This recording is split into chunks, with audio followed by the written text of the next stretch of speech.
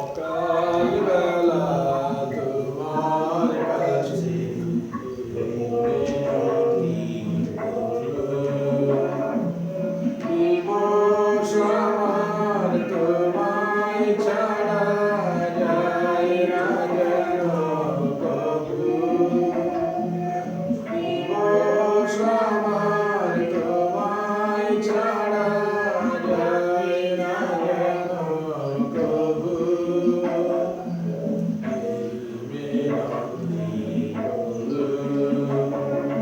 সকালবেলা তোমার কাছে মিনতি প্রভু।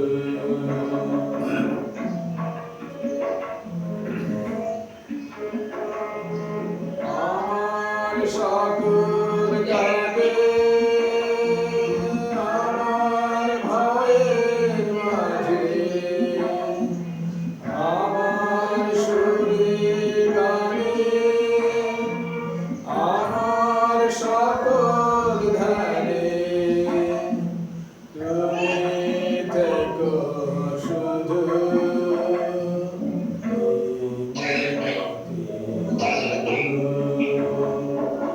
সকালবেলা তোমার কাছে মিনতি প্রভু। পিতা ও পুত্র ও পবিত্র আত্মার নামে আমিন। আমাদের প্রভু যীশু খ্রিস্টের অনুগ্রহ, পিতা পরমেশ্বরের প্রেম এবং পবিত্র আত্মার একাত্মতা তোমাদের সকলের মধ্যে বিরাজ করুক। খ্রিস্টের প্রিয়জনেরা, আমরা ঈশ্বরকে ধন্যবাদ জানাই। আজকে ঈশ্বর আমাদের আবার সুযোগ দিয়েছেন রবিবার দিনে বিশ্রাম বারে এই পবিত্র খ্রিস্ট জাগে যোগদান করতে, অংশগ্রহণ করতে। আজকে আমরা বিশেষভাবে স্মরণ করি মায়েদের কথা। মা দিবসে সকল মায়ের প্রতি আমাদের শুভেচ্ছা জানাই, শ্রদ্ধা জানাই, ভালোবাসা জানাই এবং অভিনন্দন জানাই। আমরা যেন আমাদের জীবনে মায়ের যে ভূমিকা, যে গুরুত্ব, সেটা সবাই বুঝতে পারি।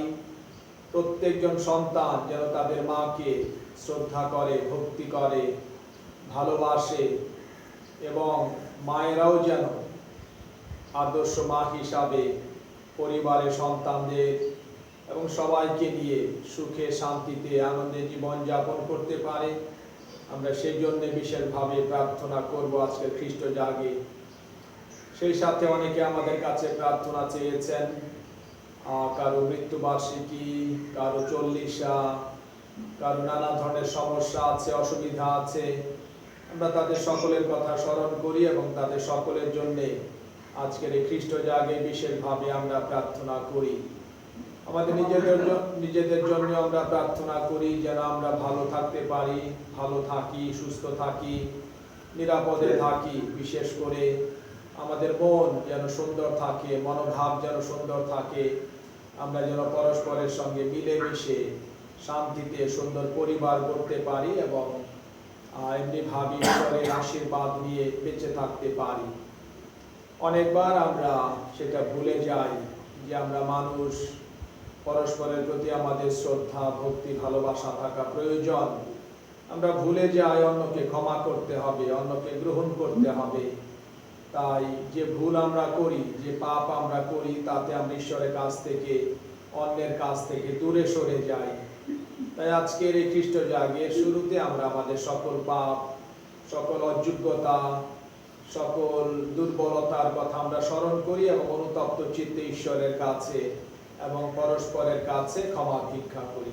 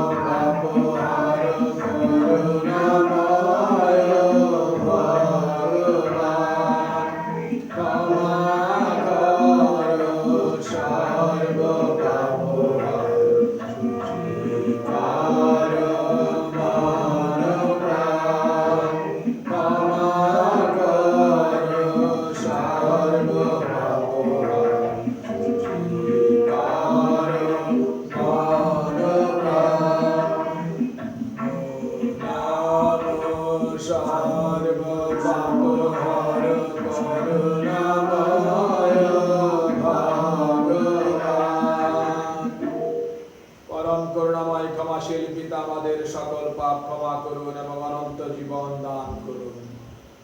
আমেন।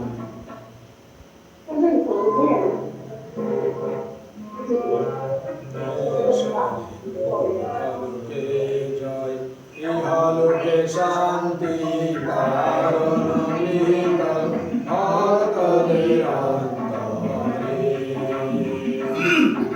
স্তবরি বন্দনা করি তোমায়, পূজা করি তোমায়, করি জয়গান হে পরমেশ্বর পরম প্রভু সর্বশক্তি শক্তির আধার তোমার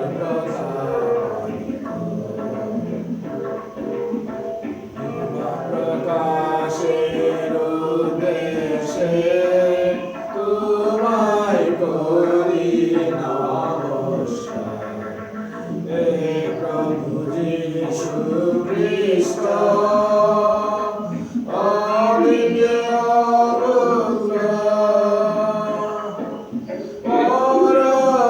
পরমেশ্বর পরম প্রভু, তুমি তুমি সে পিতার পুত্র, বিশ্ব পাপহারণ, আমাদের দয়া করো। বিশ্ব পাপহারণ, শোনো আমাদের আহ্বান। জনকেশ্বরে দক্ষিণ পাশে তুমি অধিষ্ঠিত, দয়া করো, আমাদের দয়া করো। তুমি পবিত্রতম, তুমি প্রভু, তুমি যীশু খ্রিস্ট। তুমি পরস্পর পরমাত্মার সঙ্গে জনকেশ্বরে মহিমার উদ্দেশ্যে। আমেন। এসো প্রার্থনা করি। হে পরম প্রেমময় পিতা, তোমার একমাত্র পুত্র যিশুর হাত ধরে আমরা তোমার কাছে যেতে চাই, তোমার দর্শন লাভ করতে চাই। অনুনয় করি তোমায়, আমাদের মন প্রাণ উদ্বুদ্ধ করো, আমরা যেন তোমার পুত্র যীশু খ্রিস্টের প্রতি অটল বিশ্বাস রাখি, তার আদর্শ মতো পরস্পরকে যেন ভালোবাসি এবং এইভাবে নিজ নিজ দায়িত্ব পালন করে তোমার সঙ্গ সুখ লাভে চিরধন্য হতে পারি। এ আমাদের প্রার্থনা মুক্তিদাতা প্রভু যীশু খ্রিস্টের নামে। আমেন। আমরা প্রথম পাঠ শুনি।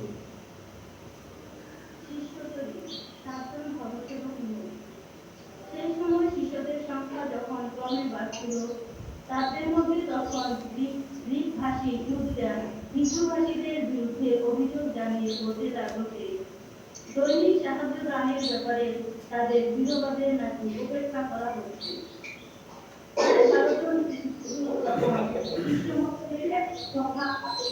বলেন, পরমেশ্বরের বাণী চর্চার ফেলে ব্যক্তি খাদ্য পরিবেশনের কাজে ব্যস্ত থাকা আমাদের উচিত নয়।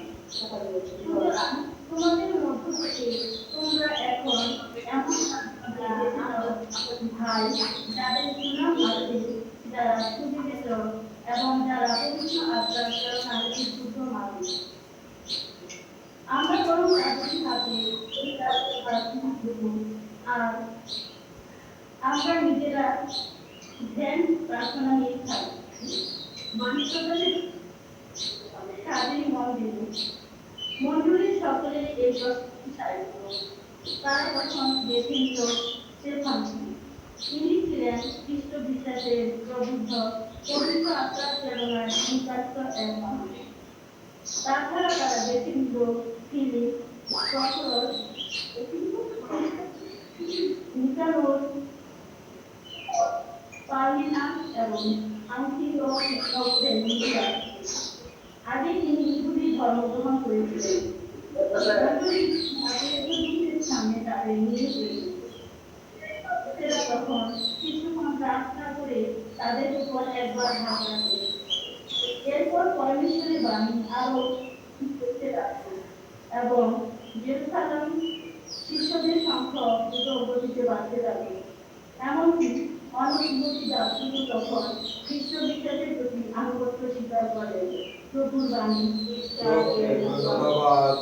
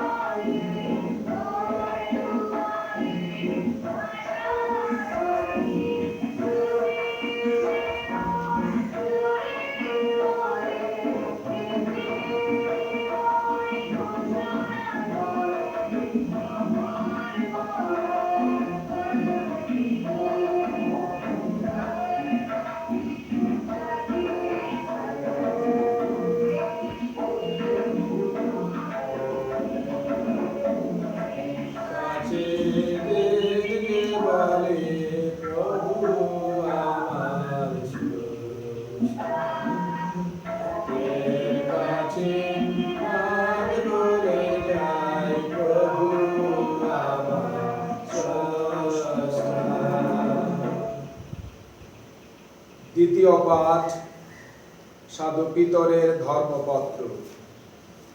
তোমরা কিন্তু এক মনোনীত বংশ, এক রাজকীয় যাজক সমাজ, এক পবিত্র জাতি, একান্তভাবে পরমেশ্বরেরই আপন জাতি।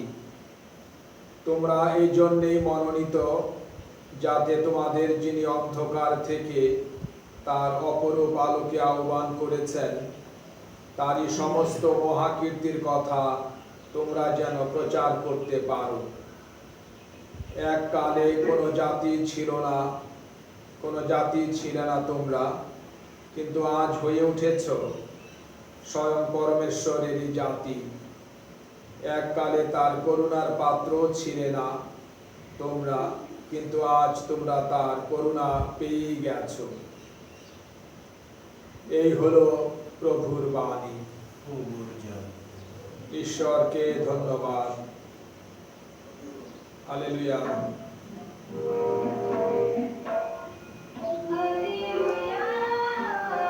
Hallelujah, hallelujah, hallelujah, hallelujah, hallelujah, hallelujah, hallelujah. যিশু বলেন, আমি পথ, আমি সত্য, আমি জীবন, আমাকে পথ করে না গেলে কেউ পিতার কাছে যেতে পারে না।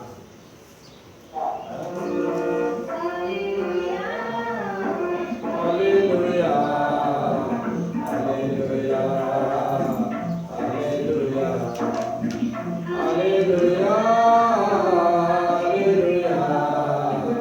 Hallelujah, hallelujah. প্রভু তোমাদের সহায় থাকুন। যোহন রচিত মঙ্গল সমাচার। হে প্রভু, তোমার মহিমা হোক। যিশু এবার বললেন, তোমাদের হৃদয় যেন বিচলিত না হয়। পরমেশ্বরে তোমাদের তো বিশ্বাস আছে, তেমনি আমাতেও বিশ্বাস রাখো। আমার পিতার গৃহে থাকবার ঘর অনেক আছে। যদি না থাকতো তাহলে আমি তোমাদের বলেই দিতাম। আমি তো এখন তোমাদের জন্য একটি থাকবার জায়গার ব্যবস্থা করতেই যাচ্ছি।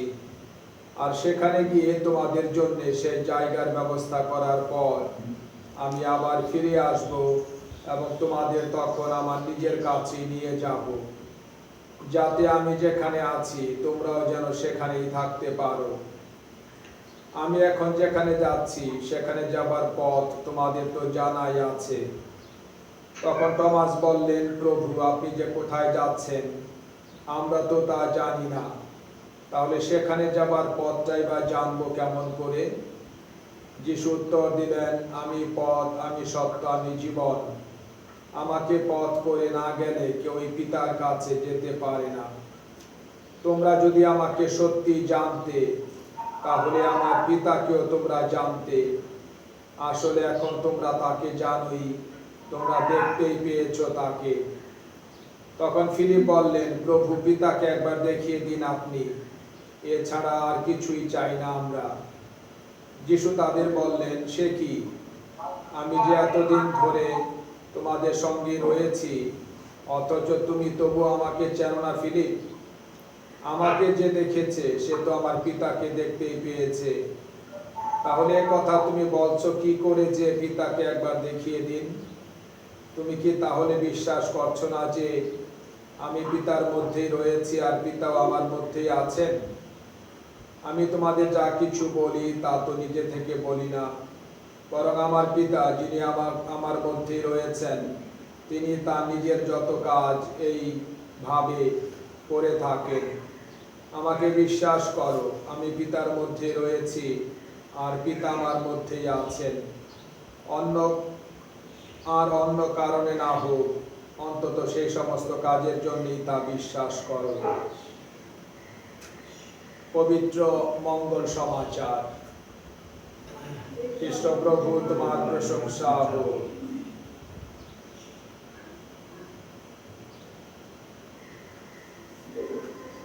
প্রিয়জনেরা, আজকে ঈশ্বর তার বাণীর মধ্য দিয়ে আমাদের কাছে যে কথা বলেছেন তা যদি আমরা একটু চিন্তা করি, ধ্যান করি, তাহলে আমাদের জীবনের জন্য অনেক ভালো শিক্ষা আমরা নিতে পারি।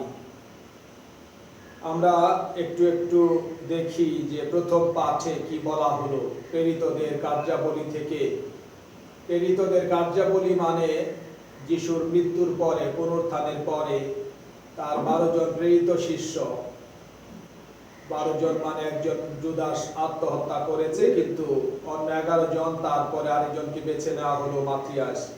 তাহলে যিশুর প্রেরিত শিষ্যরা কিভাবে বাণী প্রচার করেছেন, কিভাবে যিশুর কথা সবার কাছে প্রচার করেছেন, সেটাই আমরা লক্ষ্য করি প্রেরিতদের কার্যাবলীতে। আজকের প্রথম পাঠে আমরা শুনলাম যে 7 জনকে বেছে নেওয়া হলো, তাদেরকে বলা হয় পরিসেবক বা ডিকন, এবং তারা দেখলো যে প্রভুর বাণী প্রচারে অনেক অবহেলা আছে, তারা ঠিক মতো করছে না। প্রার্থনা করা, বাইবেল, প্রভুর বাণী সেগুলো প্রচার করা, এগুলো অবহেলা হচ্ছে। সেই জন্যেই আমরা শুনতে পেলাম, বলা হলো যে আমাদের এখন এদিকে মনোযোগ দিতে হবে। বাইবেল পাঠ করা, বাইবেলের বাণী শিক্ষা অনুসারে জীবনযাপন করা এবং বাইবেলের শিক্ষা অন্যদেরকে দান করা। বিশেষ করে পরিবারে আমরা ছেলে মেয়েদেরকে বাইবেলের শিক্ষা দেব। বাইবেল হলো জীবন গ্রন্থ, অর্থাৎ এই বই, এই বাণী, এই পুস্তক আমাদেরকে জীবন দেয়। আমরা যদি না পড়ি তাহলে বুঝতে পারবো না। যেমন উদাহরণ হিসাবে বলা যায়, যদি একটা জমি, এক খণ্ড জমি যদি আমরা এমনি রেখে দেই, সেই জমিতে কি হবে? একটা জমি রেখে দিলে কি হয়? খিলা রেখে দিলে কি হবে? ঘাস হবে। আচ্ছা, ঘাস হবে, জঙ্গল হবে। কেউ বলে আগাছা হবে। আগাছা হয় না। আগাছা হলো যে আমি পাট বীজ বপন করলাম, পাট না হয়ে অন্য যেটা হবে সেটা হলো আগাছা, অগাছ। তাহলে একইভাবে আমাদের মন, আমাদের হৃদয়টা জমির মতো। তাহলে এই জমিতে যদি আমি ভালো বীজ বপন করি, ভালো ফসল হবে। তাহলে ভালো বীজ কি? প্রথমত ঈশ্বরের বাণী, ঈশ্বরের কথা আমাদের মনে বপন করতে হবে। যদি ঈশ্বরের বাণী না পড়ি, তাহলে আমাদের মন, আমাদের হৃদয় ফাঁকা থাকে, শূন্য, পতিত জমির মতো। আর এই পতিত জমিতে যত আগাছা হয়, হিংসা আসে, অহংকার আসে, নানা রকম লোভ আসে, প্রলোভন আসে, মন্দ চিন্তা আসে, ক্ষতির চিন্তা আসে। তাহলে এগুলো হলো আগাছার মতো, এগুলো হলো জঙ্গল। এই জঙ্গলের মধ্যে কোনো মঙ্গল নাই। তাহলে সেই জন্যেই আমরা দেখতে পারি যে কিভাবে ঈশ্বরের বাণী যদি আমরা পাঠ করি, ধ্যান করি, নীরব থাকি এবং সেই শিক্ষা নেই, তাহলে আমরা যেন জমিতে সুন্দর ফসল করছি, আমাদের মনের জমিতে, আমাদের হৃদয়ের জমিতেও আমরা সুন্দর ফসল করে ভালো মানুষ হতে পারি। সেটাই কিন্তু আজকে আমরা দেখতে পেলাম। এবং দ্বিতীয় পাঠেও একইভাবে এই কথা বলা হলো যে আমরা মনোনীত জাতি, ঈশ্বর আমাদের বেছে নিয়েছেন, রাজকীয় যাজক বংশ, অর্থাৎ আমাদের বেছে নিয়েছেন যেন আমরা তার ইচ্ছা অনুসারে জীবন যাপন করি। এটা হলো ঈশ্বরের ইচ্ছা। এবং বলেছেন তিনি আমাদের বেছে নেওয়ার কারণে আমরা হয়ে উঠেছি আধ্যাত্মিক মন্দির। আধ্যাত্মিক মন্দির, আমরা মন্দিরে গেলে, মসজিদে যখন যায় মানুষ, গির্জায় যায়, আমরা পবিত্র, আমরা মন সুন্দর করি, হাঁটু দেই, প্রার্থনা করি, ভক্তি করি।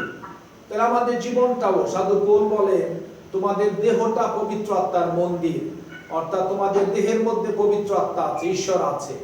তাহলে আমি যদি আমার দেহের মধ্যে অনুভব করি ঈশ্বর আছেন, আমাকে অবশ্যই পবিত্রভাবে জীবনযাপন করতে হবে, সুন্দরভাবে জীবনযাপন করতে হবে।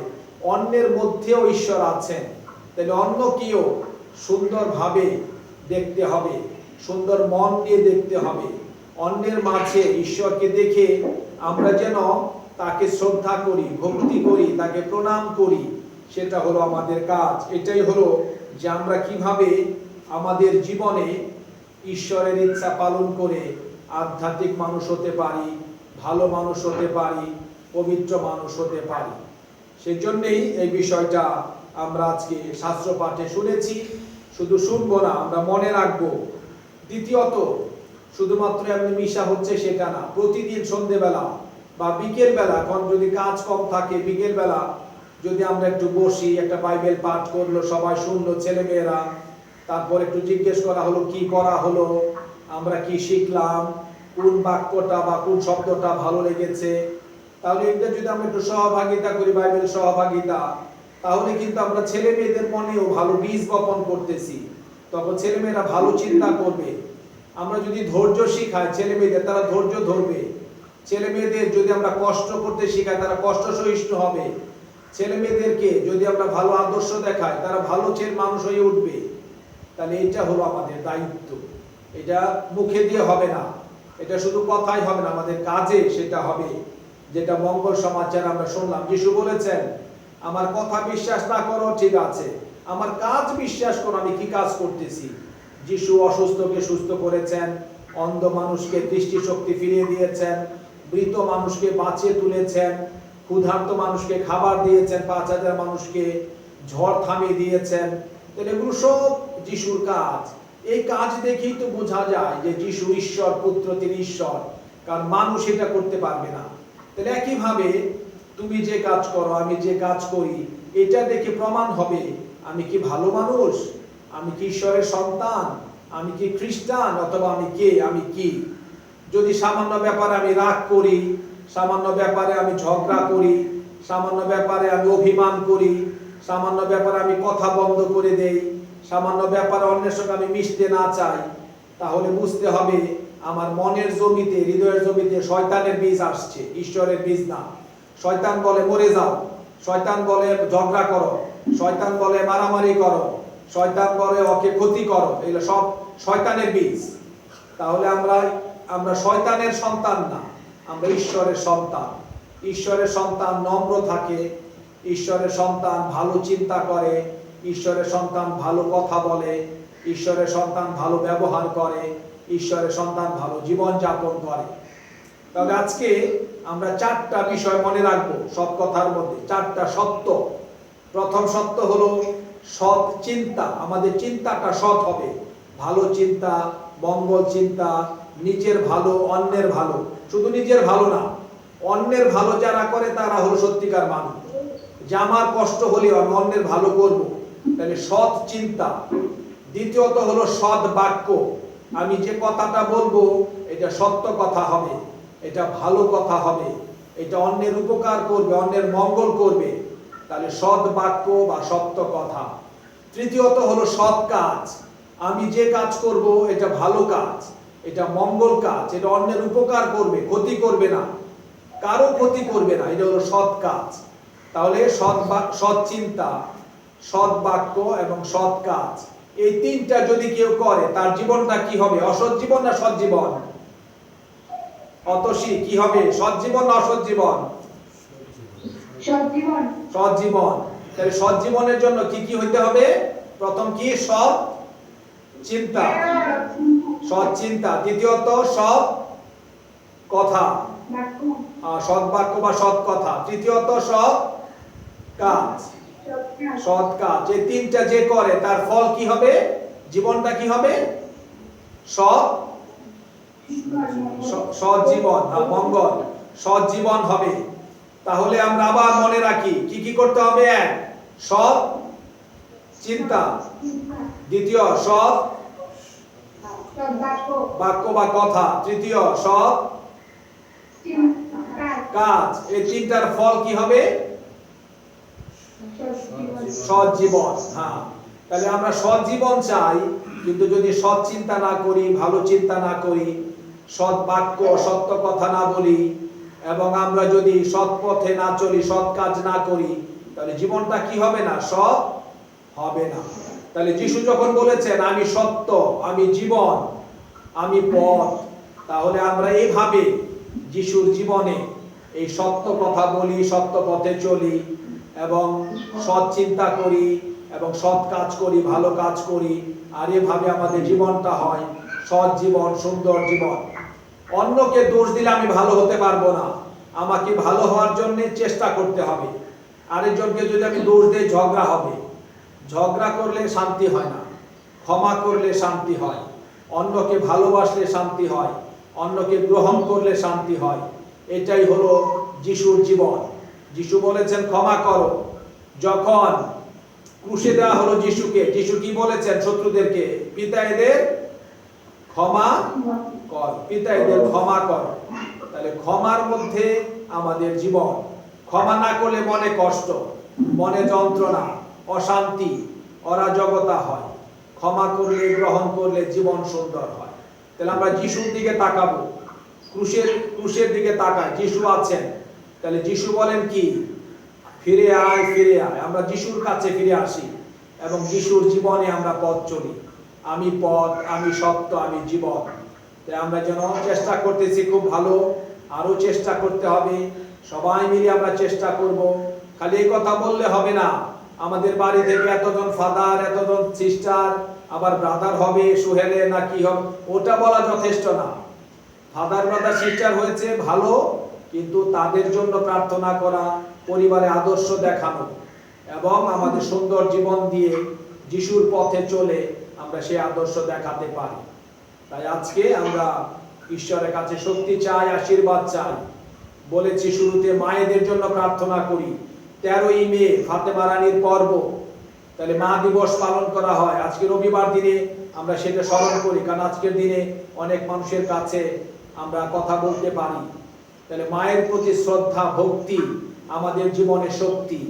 অনেকে মাকে দেখে না, মাকে দূর করে দেয়, বৃদ্ধাশ্রমে নিয়ে রাখে, তারা সন্তান নয়। একজন মা আদর্শ মা হতে হবে। নেপোলিয়ান বলেছে, একজন আদর্শ মা দাও, আমি আদর্শ জাতি দেব। একটা জাতি, একটা দেশ গড়ে ওঠে ভালো মায়েদের মধ্য দিয়ে। তাহলে মায়েরা সন্তানদেরকে গঠন করবে, সৎ শিক্ষা দিবে, সুন্দর শিক্ষা দিবে, বাইবেলের আলোকে শিক্ষা দিবে, নৈতিক শিক্ষা দিবে, আধ্যাত্মিক শিক্ষা দিবে। তখন সন্তানেরা ভালো মানুষ হলে পরিবার ভালো হবে, পরিবার ভালো হলে সমাজ ভালো হবে, সমাজ ভালো হলে গ্রাম দেশ ভালো হবে, দেশ ভালো হলে বিশ্ব ভালো হবে। তাই সেই কথাটা আমরা মনে রাখবো আজকে, এবং ঈশ্বরের কাছে শক্তি চাই, প্রার্থনা করি। মা মারিয়ার কাছে শক্তি চাই, তিনি সবার মা। মা মারিয়ার জীবন আমরা লক্ষ্য করব। মা মারিয়া বলছে, আমি প্রভুর দাসী। তিনি বিনম্র সেবিকা। যেখানে নম্রতা আছে সেখানে সব আছে। নম্রতা হলো গুণের রানী। যে মানুষ নম্র সে সব কিছু গ্রহণ করতে পারে, যে নম্র না সে গ্রহণ করতে পারবে না। তাহলে মা মারিয়ার জীবনের নম্রতা, মা মারিয়া পবিত্রা, মা মারিয়া নির্মলা জননী, মা মারিয়ার কোনো নিষ্কলঙ্কা, কোনো পাপ ছিল না। মা মারিয়া কিভাবে যিশুকে বড় করে তুলেছেন, তাহলে মায়েরাও সন্তানদেরকে সেভাবে মানুষ করবে। মা এবং বাবা একসঙ্গে কাজ করবে। এই যে এখন কাজ বাড়িতে অনেকে কি করবে, স্বামী স্ত্রী পিতা মাতা একসঙ্গে রান্না করবে, একসঙ্গে সবজি কাটাকাটি করবে, একসঙ্গে সহভাগিতা করবে। এর মধ্য দিয়ে পরিবার সুন্দর হবে। এর মধ্য দিয়ে আমরা শিখতে পারবো যিশু মারিয়া যোসেফের জীবন, পবিত্র পরিবারের আদর্শ। ঈশ্বর আমাদের সেই আলো, সেই চেতনা, সেই শক্তি দান করুন, যেন আমরা এবং সকল পরিবার নাজারেতের পরিবারের আদর্শে আদর্শ পরিবার হতে পারে, খ্রিস্টীয় পরিবার হতে পারে, ভালো পরিবার হতে পারে। বাবা মা যেন আদর্শ বাবা মা হতে পারে, সন্তানেরা যেন আদর্শ সন্তান হতে পারে। সেই জন্য আজকের খ্রিস্ট জাগে আমরা বিশেষভাবে প্রার্থনা করি।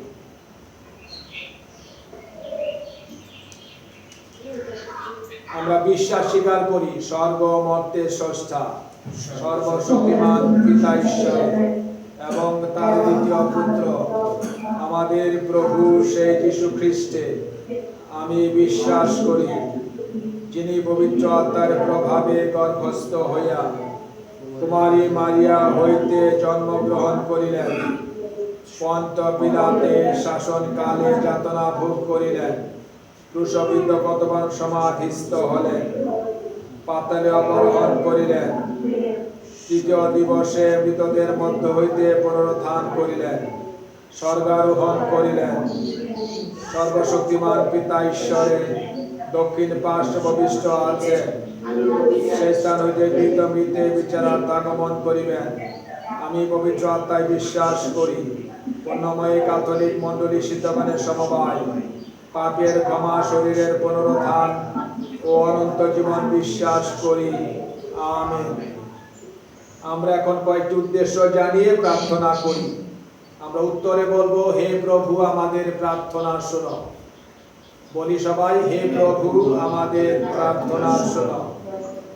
পরমেশ্বরের মঙ্গলময় বাণী প্রচারের জন্য আর অনেক খ্রিস্ট বিশ্বাসী যেন পবিত্র আত্মার অনুপ্রাণিত হয়ে বিশ্বস্ত সেবক সেবিকা রূপে জীবন যাপন করে এবং নিষ্ঠার সঙ্গে ঐশ্বরাজ্য বিস্তারের কাজে আত্মনিয়োগ করে, এই উদ্দেশ্যে প্রভুর কাছে প্রার্থনা করি।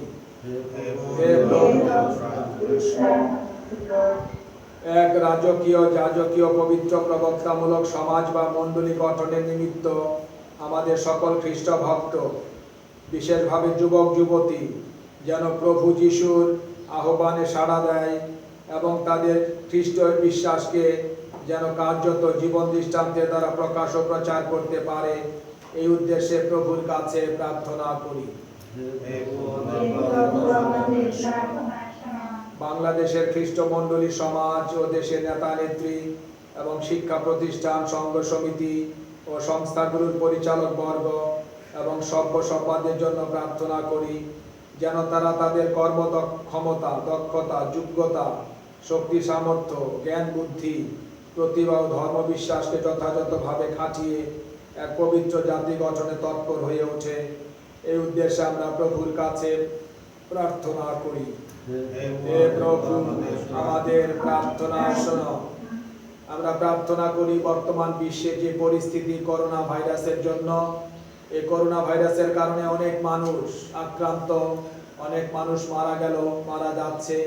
আমরা যেন ভয় না পাই, কিন্তু বিশ্বাস রাখি, সচেতন থাকি। স্বাস্থ্য সচেতনতা, সাবধানতা, সতর্কতা এর মধ্য দিয়ে আমরা যেন নিজেরা ভালো থাকি এবং অন্যদেরকে ভালো রাখি।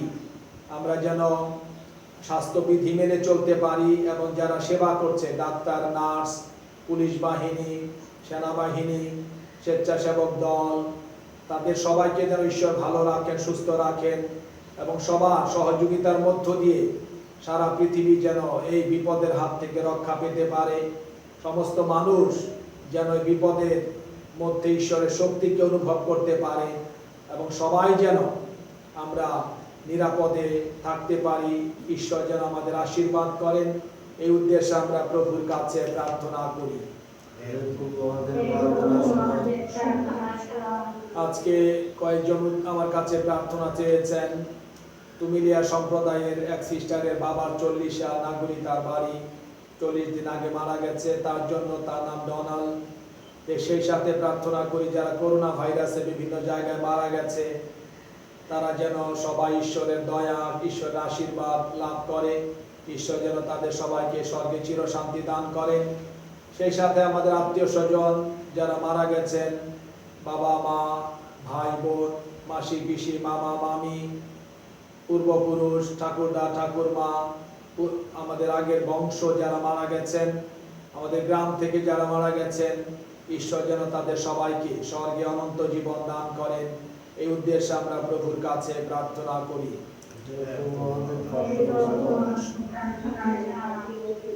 আমরা প্রার্থনা করি বিশেষভাবে সমস্ত ফাদার, ব্রাদার, সিস্টারগণ যারা বিভিন্ন জায়গায় সেবা কাজ করছেন, এই সময়ে ঈশ্বর যেন তাদের সুস্থ রাখেন, নিরাপদে রাখেন, তাদের ভালো রাখেন, তারা যেন ঈশ্বরের আশীর্বাদ সবসময় লাভ করে, সেই উদ্দেশ্যে আমরা প্রভুর কাছে প্রার্থনা করি।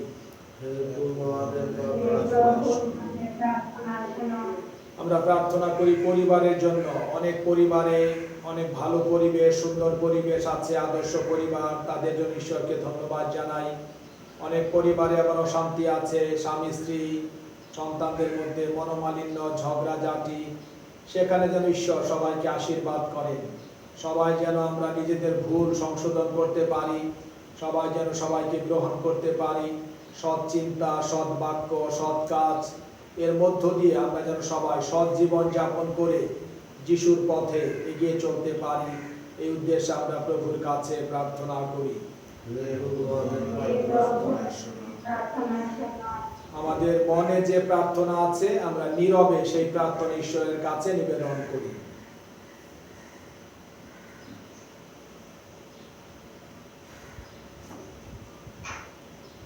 মঙ্গলময় স্বর্গীয় পিতা, তোমাতে গভীর বিশ্বাস ও প্রত্যাশা নিয়ে যে সকল প্রার্থনা তোমার কাছে তুলে ধরেছি, সদয় হয়ে তুমি তা গ্রহণ ও পূরণ করো। তোমার প্রিয়তম পুত্রই তোমার কাছে যাওয়ার জন্য আমাদের একমাত্র গতিবিধি ও পথ, তারই মাধ্যমে তুমি আমাদের সকল বিনতি গ্রহণ করো এবং তারই পথ নির্দেশ অনুসরণ করে আমরা যেন তোমারই গৌরবময় জীবনের সহভাগী হতে পারি। আমাদের প্রার্থনা প্রভু যীশু খ্রিস্টের নামে, আমেন।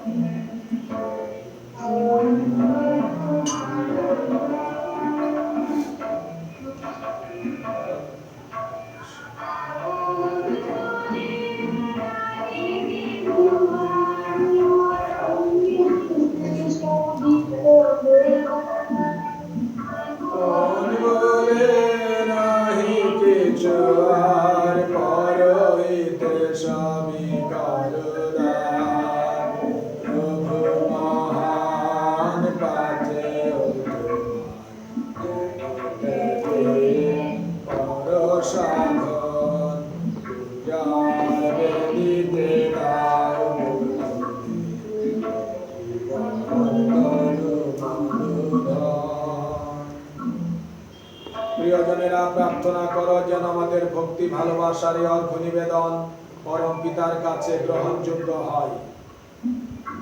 এই যজ্ঞে প্রভুর গৌরব হোক এবং আমাদের বিশ্ব মণ্ডলীর মঙ্গল হোক।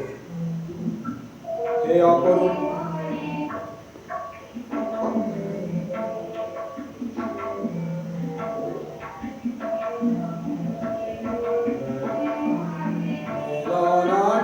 রাখো বিশ্ববেদে প্রেম সে তোমার সংসারেতে মিলনাখি রাখো বিশ্ববেদে প্রেম সে তোমার সংসারেতে আনন্দ ছায়ে পিতা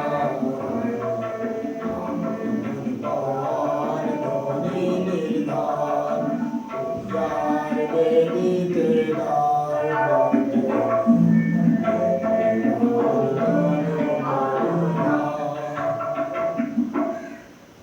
প্রিয়জনেরা প্রার্থনা করো যেন আমাদের ভক্তি ভালোবাসার এই অর্ঘ্য নিবেদন পরম পিতার কাছে গ্রহণযোগ্য হয়। এই যজ্ঞে প্রভুর গৌরব হোক এবং আমাদের বিশ্ব মণ্ডলীর মঙ্গল হোক। হে অপরূপ পরমেশ্বর, এই খ্রিস্টজাগ উৎসর্গে তোমারও আমাদের মধ্যে যে অপূর্ব বিনিময় ঘটে, তার ফলে আমরা তোমার অনন্য ঐশ্বর জীবনের সহভাগী হয়ে উঠি। আশীর্বাদ করো প্রভু, তোমার যে জীবন সত্য আমরা উপলব্ধি করতে পেরেছি, দৈনন্দিন জীবনের কথায় ও কাজে আমরা যেন তা সার্থক করে তুলতে পারি। আমাদের প্রার্থনা মুক্তিদাতা প্রভু যীশু খ্রিস্টের নামে, আমেন। প্রভু তোমাদের সহায় থাকুন, তোমাদের হৃদয় উত্তোলন করো। এসো আমরা ঈশ্বর প্রভুর ধন্যবাদ করি। হে প্রভু, সর্বকালে বিশেষত এই পুত্র উৎসব কালে সুপ্রশংস চিত্তে তোমার নাম ঘোষণা করা সত্যি বিহিত ন্যায্য সমীচীন কল্যাণকর। কেন আমাদের নিস্তার বেশ খ্রিস্ট বলিকৃত হয়েছেন, তিনি তার দেহ সমর্পণের দ্বারা পুরাতন যজ্ঞের সমাপন এনেছেন ক্রুশ সত্যের সাধনে, এবং আমাদের মুক্তির কারণে নিজেকে তোমাতে সমর্পণ করে একাধারে প্রকাশিত হলেন যাজক যজ্ঞবিধি যজ্ঞবের শাবক হয়ে। অতএব বিশ্ব জগৎ সর্বমানব নিস্তার উৎসবের অবারিত আনন্দে উল্লসিত, এবং ঊর্ধ্বলোকে শক্তিবৃন্দ ও দূতগণের পরাক্রম সমূহ এই বলে অবিরাম মুখরিত তোমার প্রশংসার জয়গানে।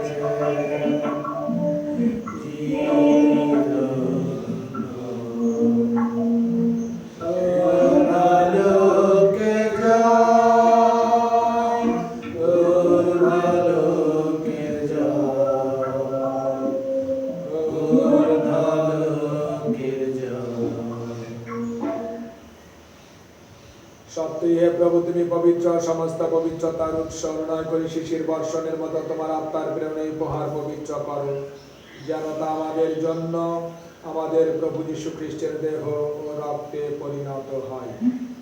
মৃত্যু যাতনায় স্বেচ্ছায় সমর্পিত হওয়ার ক্ষণে তিনি রুটি হাতে নিলেন এবং ধন্যবাদ জানিয়ে তা ভাঙলেন এবং তা শিষ্যদের দিয়ে বললেন, নাও এর থেকে খাও সকলে, কেন এই আমার দেহ যা তোমাদের জন্য সমর্পিত হবে।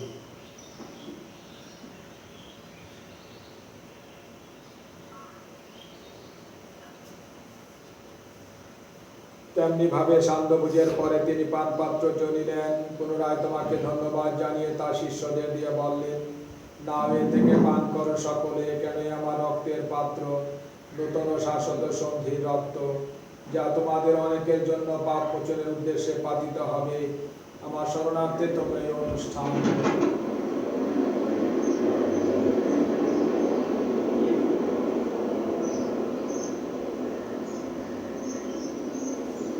এসব বিশ্বাসের রহস্য ঘোষণা করি।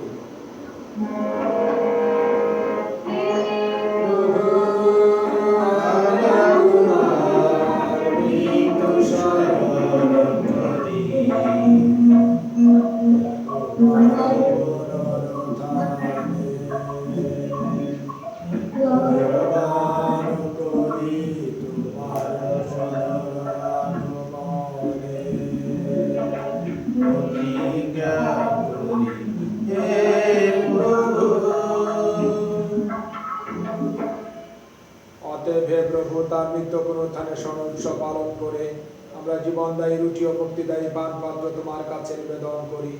তোমার সম্মুখে দাঁড়াতেও তোমার সেবা করতে তুমি আমাদের যোগ্য করে নিয়েছ, তোমাকে ধন্যবাদ জানাই। মিনতি করি খ্রিস্টের দেহ রক্তের সহভাগী হয়ে আমরা যেন পবিত্র আত্মার দ্বারা সম্মিলিত হয়ে এক হতে পারি। হে প্রভু, সমগ্র ভূমণ্ডলে বিস্তৃত তোমার উপাসক মণ্ডলীকে স্মরণে রেখো। আমাদের পূর্ণ পিতা ফ্রান্সিস, আমাদের ধর্মপাল প্যাট্রিক, বিশপ স্বরূপ এবং যাজক সমাজের সাথে তাকে তোমার প্রেমের পূর্ণতায় গড়ে তোলো। পুনরুত্থানের প্রত্যাশায় নিদ্রিত আমাদের ভাই বোনদের এবং তোমার দয়ার আশ্রয়ে মৃত সকলের কথাও স্মরণে রেখো।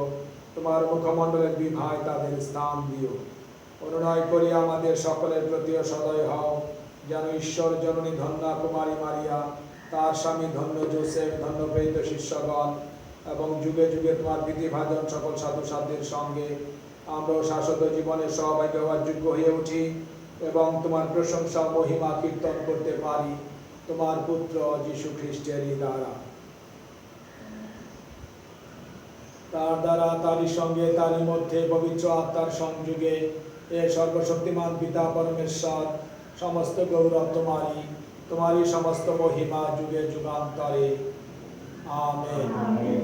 আমরা দৃঢ় বিশ্বাস নিয়ে প্রভু যিশুর শেখানো প্রার্থনায় পরম পিতাকে ডাকি।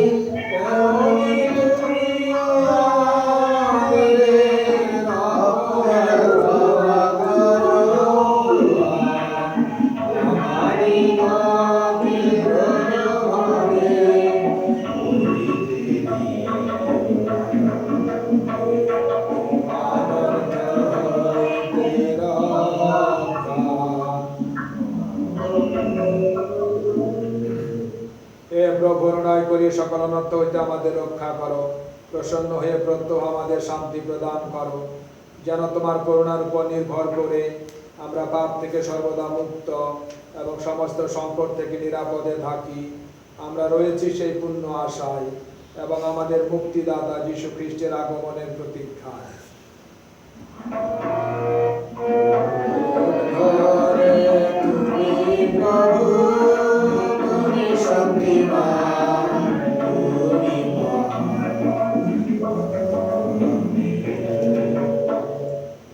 প্রভু যীশু খ্রিস্ট, তুমি তোমার প্রেরিত শিষ্যদের বলেছ, আমি তোমাদের কাছে শান্তি রেখে যাচ্ছি, আমারই শান্তি তোমাদের দান করছি। আমাদের পাপের প্রতি নয়, বরং তোমার মণ্ডলীর বিশ্বাসের প্রতি দৃষ্টিপাত করো প্রসন্ন হয়ে তোমার ইচ্ছা অনুসারে তাকে শান্তি একতা প্রদান করো। তুমি জীবিত আছো, রাজত্ব করছো যুগে যুগান্তরে। আমেন। প্রভুর শান্তি তোমাদের সকলের মধ্যে বিরাজ করুন। আমরা পরস্পরকে খ্রিস্টের শান্তি প্রদান করি। খ্রিস্টের শান্তি, খ্রিস্টের শান্তি, খ্রিস্টের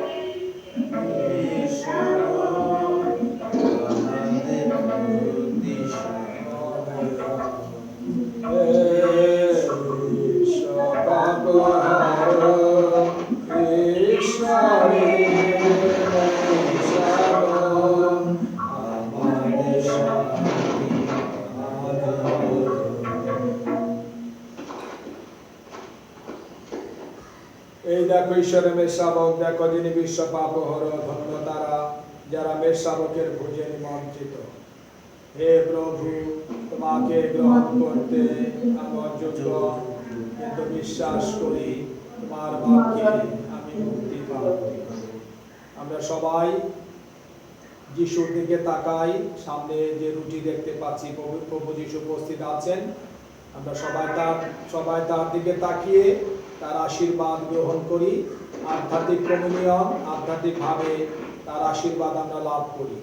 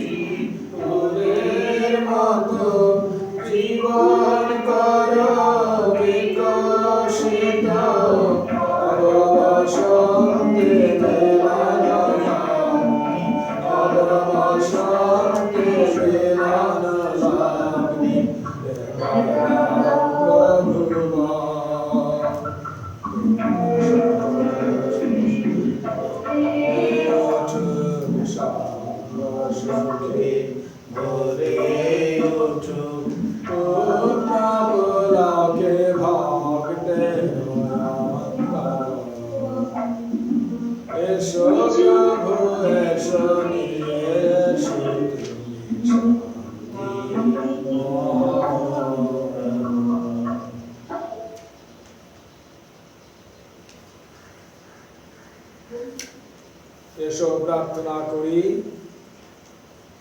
এ জীবন পথের দিশারি প্রভু, তোমার ভক্তজনদের পাশে এসে দাঁড়াও। তুমি স্বর্গীয় সংস্কার দানে যাদের তুমি ধন্য করেছ, তারা যেন তোমার আশীর্বাদে মর জীবনের সকল জড়তা ও পাপ কালিমা থেকে মুক্ত হয়ে তোমারও জনগণের সেবায় আত্মনিবেদন করে একদিন তোমার স্বর্গরাজ্যের সকল ভক্তমণ্ডলীর সাথে একাত্ম হয়ে শাশ্বত জীবনানন্দ লাভ করতে সক্ষম হয়। এই আমাদের প্রার্থনা মুক্তিদাতা প্রভু যীশু খ্রিস্টের নামে, আমেন। আমরা ঈশ্বরকে ধন্যবাদ জানাই, তিনি আমাদের সুন্দর সুযোগ দিয়েছেন। এই সময়ে যদিও অনেক মানুষ এই সুযোগ পায় না, তারা অপেক্ষা করে, কিন্তু ঈশ্বর আমাদের সুযোগ দিয়েছেন যে আমরা এর মধ্য দিয়ে মেসেঞ্জারের মধ্য দিয়ে পবিত্র খ্রিস্ট জায়গায় অংশগ্রহণ করতে পেরেছি। তাই ঈশ্বরের প্রতি আমরা কৃতজ্ঞ, ঈশ্বরকে আমরা ধন্যবাদ জানাই। আর এই সময়ে আমাদের সবাইকেই আবারও বলি, সচেতন থাকতে হবে। অনেক মানুষ এখন যায়, বাজারে যায়, ঈদের বাজার করতে যায়, তার মানে না স্বাভাবিক হয়ে গেছে সব। এখন আরো বেশি ঝুঁকি, আমরা বাইরে যাব না, বাড়ির বাইরে যাব না, অযথা এখানে সেখানে যাওয়ার দরকার নেই। বাজারে যেতে হলে একজন যাবে, তিনজনেরটা একজনে নিয়ে আসবে, তাহলে ওই অযথা কারো যাওয়া হবে না। এবং বাড়িতে আসার পরে পরে হাত মুখ ধুইতে হবে, দরকার স্নান করতে হবে, যেন কোনোভাবে জীবাণু না থাকে এবং আক্রমণ না হয়। আমরা জীবাণু মুক্ত থাকতে হবে আমাদের। একজনের ভুলের জন্য অনেকের ক্ষতি হবে, এই কথাটা আমাদের কোনোভাবেই ভুলে গেলে চলবে না, অবহেলা করলে চলবে না, অসচেতন হলে চলবে না। বারবারে বলছি, আমরা অনেক মানুষকে সচেতন করতেছি, সতর্ক করতেছি যে সাবধানের মার নেই। সাবধান থাকলে ভালো থাকি, সাবধান না থাকলে সমস্যা হবে। তাই আমি আশা করি, বিশ্বাস করি সবাই মনোযোগী আছি, আমরা সবাই চেষ্টা করছি। যেভাবে টেলিভিশনে সুন্দর করে বলে, আমি ওই দিনও বলেছি, যমুনা টেলিভিশন সুন্দর কথা বলে, 3:30 থেকে 4:30 1 ঘন্টা করোনা সেল একটা প্রোগ্রাম হয়। তারা বলে দিবে, এক এক দিন এক একটা ডাক্তার বলে কি হলে কি করতে হবে, কি খেতে হবে, কি খেতে হবে না, কিভাবে সুস্থ থাকা যায়, কিভাবে আমরা ভালো থাকতে পারি। তাহলে মাঝে মাঝে ওটা শুনতে হবে।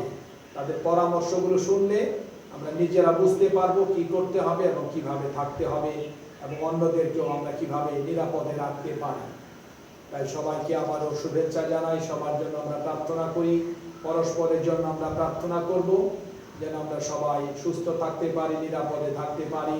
যারা অসুস্থ, বিশেষ করে করোনা ভাইরাসে, তাদের জন্যও যেন আমরা পরিবারে পরিবারে প্রার্থনা করি।